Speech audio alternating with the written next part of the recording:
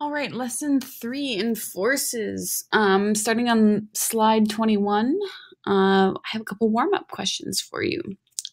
So from last lesson, which is all about the universal law of gravitation, let's see what we remember. It says the gravitational force between two masses is 30 newtons.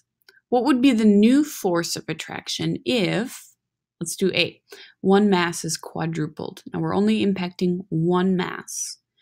Remember, mass is that top part or that numerator of the overall equation. So we have a direct proportion. If you double it, doubles the force. Triple it, blah, blah, blah. So here we say if we quadruple one mass, it should quadruple the overall force. The original force was 30 newtons. So 30 newtons times our quadruple factor. Let's see, 120 newtons should be our new force. However, part B has us decrease one of the masses in half. So if we cut one mass in half, it should also cut the original force, 30 newtons, in half. So our new one would be, let's see, 30 divided by 2 newtons. Letter C, masses are unchanged, but the distance between them is tripled. So we're pulling them apart. That's going to make them weaker, not stronger, as far as the attraction goes. So masses are unchanged. If we triple the distance, it's really going to be affecting it by a factor of triple squared, or 3 squared. 3 times 3 is 9 times smaller.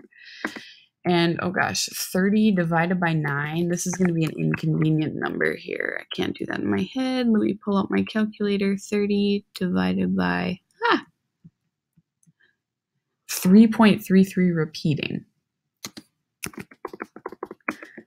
So it really made our force quite small when we pulled them apart. Remember, changing the distance between two objects has a much greater impact than changing the mass of the objects. Okay, the second question I have is determine the force of gravitational attraction between two women of equal 70 kilogram masses if they are half a meter apart. So this is one where I'm actually asking you to do that whole equation, even with that ugly gravitational constant, and give me a number. So I illustrated how that would happen. I want you to just practice this on your own on your calculator, because you'll have to do this on a test, and I won't be able to tell you like, oops, you forgot a parenthesis here or there. You really just need to practice this. So here we have the equation. This is the gravitational constant. You don't have to memorize it. I'll have it provided for you on a sheet of paper. Here we've got the M1 times M2, 70 times 70, because it said they're both 70 kilogram masses. And then we have it divided by the 0.5, that's a half a meter distance squared. Now, when I simplified that a little bit, okay, here's that gravitational constant again. My numerator is 4,900, because that's what 70 times 70 is. My denominator is 0.25, because that's what 0.5 squared is. And simplifying it further, you're going to end up with the gravitational constant times 19,600, because that's what this whole thing is simplified. And when I do that, I hope I did this right, I got 1.31 times 10 to the negative 6 newtons. You might be thinking, well, that's not a very strong attraction. Well, yeah, that's why you and another student that's roughly the same mass and is standing about a half a meter apart isn't smashing into you. You're attracted to one another, but you're not going to really feel that, so to speak. Okay, with that under our belt, I have some answers here. You were supposed to have done 1 through 17 in your packet, and so I have some of those answers here. You might want to pause it and go over that. If any of these are a red flag for you, please come talk to me during ELK time, during, before or after class, during work time, whatever, and I can clarify those for you.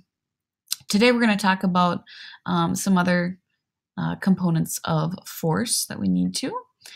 Earth's gravity, we've actually already talked about, but I want you to recall that it acts downward toward the center of the Earth, and it can act over really long distances. It brings us to talking about falling objects on Earth. that attraction towards the center of the earth creates this really cool thing that, hey, you drop something and it falls. My little girl Isla is just kind of starting to learn that. When she drops her binky, she can't get it back unless I pick it up for her, and it's kind of a hilarious game. But it says here that falling objects accelerate, as we know, at a rate of 9.8 meters per second squared.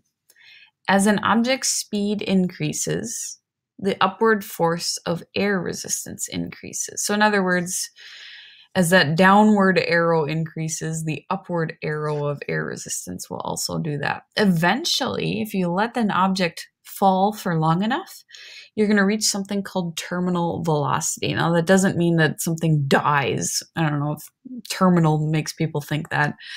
It means that an object no longer is able to accelerate. It's maxed out. It's just going to continue to fall now at constant speed.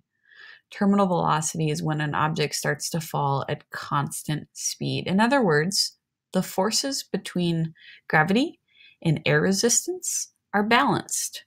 The net force is now 0. No more acceleration is possible. So it's going to fall, but just at constant speed. With a skydiver, it's kind of an interesting example. When they initially step out of the plane, they're really accelerating downward. The air resistance is much smaller compared to their actual, gravitational pull downward. But as they pull out that chute, it's going to allow them to reach terminal velocity pretty quick, actually. This is kind of an interesting clip I'd like you to watch. If you can access the notes and watch that clip, I'm not going to take the time to do that while I'm recording here, but please stop me now and watch that video, because it's really a great pictorial version of what I'm talking about. So here's an example that we can illustrate here. A skydiver jumps from a plane. Create a table that charts the skydiver's downward speed every second for the first 5 seconds of his fall.